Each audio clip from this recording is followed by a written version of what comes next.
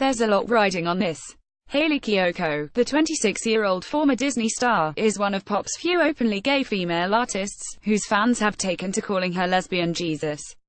It's tongue-in-cheek, but speaks to the hunger for representation among marginalized fandoms, the horde who flocked to Kiyoko's early music videos, which offered rare representations of relationships and flirtations between women. Kiyoko now has to balance their interests against her own budding pop star identity, plus the demands of the main that she and label Empire Atlantic evidently want her to break into. Expectations seems like a particularly loaded title. For her part, Kiyoko seems ambitious. The album comes with a kind of conceptual architecture, opening with the Expectations Overture, and containing a pair of two-part song suites, plus an interlude called XX. The sound of the sea and distant birds sometimes color the edges of the songs, giving a rough sense of a contained world, but not much more than that.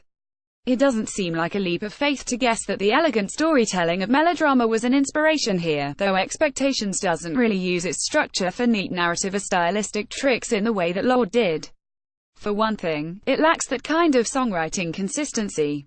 The obsessive wannabe mist has the breathy luster of a forgotten cut off the 50 Shades of Grey soundtrack, although Kiyoko's ecstatic crescendo lands with a thud on the blankly intoned line, "I've never felt nothing like that," as if waking up from dental anesthesia.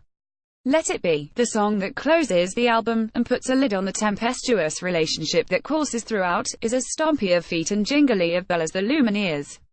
Palm Dreams, a cheap postcard to Los Angeles life, sounds oddly dated and features a refrain party with this that sounds swept from Justin Timberlake's cutting room floor.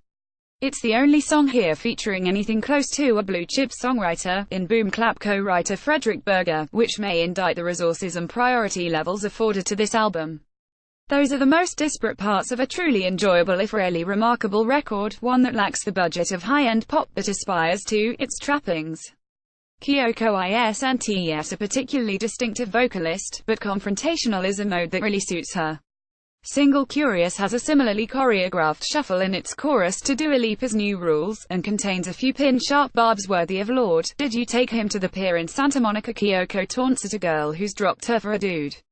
Forget to bring your jacket, wrap up in him cause you wanted to, plus it has a perfectly turned kiss off him. Just curious, she sings, with icy mocking. Is it serious that in a textbook pop pause pre-chorus, one of those brilliant, tiny spaces that feels like taking a breath before a giant leap?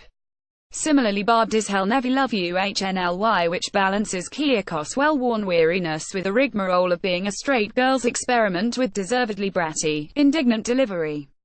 This is Expectations at its best, Kiyoko trading in specificity rather than generic neediness, representing an experience that rarely finds an outlet in pop. See also, Years Brilliant Sanctify.